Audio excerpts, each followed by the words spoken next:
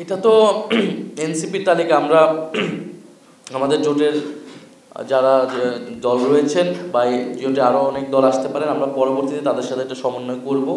এই মুহূর্তে আমরা বলতে পারতেছি না। আমরা ভালো প্রার্থী দেখে আসলে এই বিষয়টা সমন্বয় করব। এটা কোনো নির্ধারিত সংখ্যায় আবদ্ধ থাকবে না। আর দ্বিতীয় এটা কি বলেছিলেন প্রথমটা? জোটের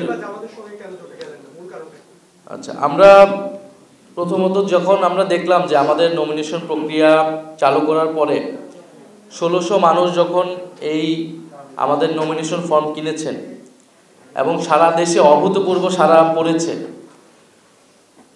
আমাদের কাছে তখন মনে হয়েছে যে মানুষের এই ভালোবাসাকে আমরা উপেক্ষা করতে পারি না। আমাদের নমিনেশন ফর্ম অনেকেই কিনেছেন যারা নির্বাচনে আসলে অংশগ্রহণ করবেন না, বিদেশে থাকেন অথবা দেশে কোনো একটা পেশায় আছেন। তারা আমাদের দলকে ভালোবেসে আমাদের দলকে ডোনেট করার একটা সুযোগ পেয়ে তারা এই নমিনেশন ফর্ম কিনেছে। এবং এই ভালোবাসাটা, এই সহযোগিতা, সমর্থনটা তারা এই কারণেই করতে যাচ্ছেন যাতে আমরা আমাদের রাজনীতি নিয়ে, আমাদের লক্ষ্য নিয়ে আমরা এককভাবে দাঁড়াই। ফলে আমাদের কাছে মনে হয়েছে মানুষের এই ভালোবাসাকে উপেক্ষা করে আমরা অন্য কোনো দলের সাথে যদি যাই, আমরা কম্প্রোমাইজড হিসেবে বিবেচিত হব। আমরা সেই সমঝোতার রাজনীতি করতে চাই না। আমরা চাই যে আমাদের রাজনৈতিক লক্ষ্য, আদর্শ নিয়ে আমরা এককভাবে দাঁড়াবো। নির্বাচনে ফলাফল যাই আসুক, আমরা জনগণের কাছে পৌঁছাবো। দ্বিতীয় আরেকটি বিষয় হচ্ছে, রাজনৈতিক আদর্শ এবং লক্ষ্যের জায়গা থেকে তো আমরা আলাদা। আমরা বারবার বলেছি, যদি গণ অভ্যুত্থানের পরে স্বাস্থ্যকর অল টাইম ফ্যামিলি কেক, সব সময় অল টাইম হেলদি লাইফ। ফ্যাসিবাদ বিরোধী রাজনৈতিক দলগুলা জনগণের আকাঙ্ক্ষা অনুযায়ী, সংস্কারের আকাঙ্ক্ষা অনুযায়ী, তরুণ প্রজন্মের আকাঙ্ক্ষা অনুযায়ী রাজনীতি পুনর্গঠিত করত, নিজেদের দলের ভিতরে সংস্কার আনত, নিজেদের নীতি আদর্শকে আরও ঠিক করত, তাহলে এনসিপির জন্মের প্রয়োজন ছিল না। এনসিপি 7 মাস অপেক্ষা করেছে যাতে বিদ্যমান রাজনৈতিক দলগুলো একটা সমঝোতায় এসে আমাদের তরুণ প্রজন্মের গণ অভ্যুত্থানের আকাঙ্ক্ষা বাস্তবায়ন করে। যেহেতু তারা সেটা করে নাই, যেহেতু তারা নিজেদের দলাদলি অন্তর্কন্দলে ব্যস্ত ছিল, নিজেদের দলীয় এজেন্ডাকে প্রাধান্য করে তুলেছে, ফলেই কিন্তু এনসিপির জন্ম হয়েছে। এবং আমরা দেখতে পাচ্ছি যে সংস্কার ছিল গণ অভ্যুত্থানের পরে অন্যতম প্রধান এজেন্ডা। দ্বিতীয় এজেন্ডা ছিল বিচার। ফলে এই যে সংস্কার এবং এই যে সামনে যে একটা গণভোট হবে এবং গণভোটে যে সংস্কার প্রক্রিয়া বাস্তবায়ন হবে, এই আলাপটাই কোনো রাজনৈতিক দল করছে না। অর্থাৎ সংস্কারের পক্ষে কিন্তু কেউ ক্যাম্পেইন করছে না।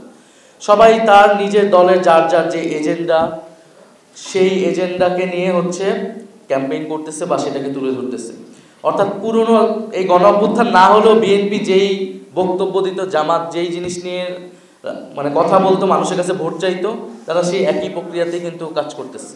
তাহলে গণ অভ্যুত্থানের পরের পরিবর্তনটা কোথায় হল? কিন্তু পরিবর্তন তো হয়েছে সরকারের জায়গা থেকে, আমাদের জায়গা থেকে। ঐক্যমত্য কমিশন আমরা তো চেষ্টা করেছি, সম্পূর্ণ সফল হয়নি, কিছু তো আমাদের অর্জন হয়েছে।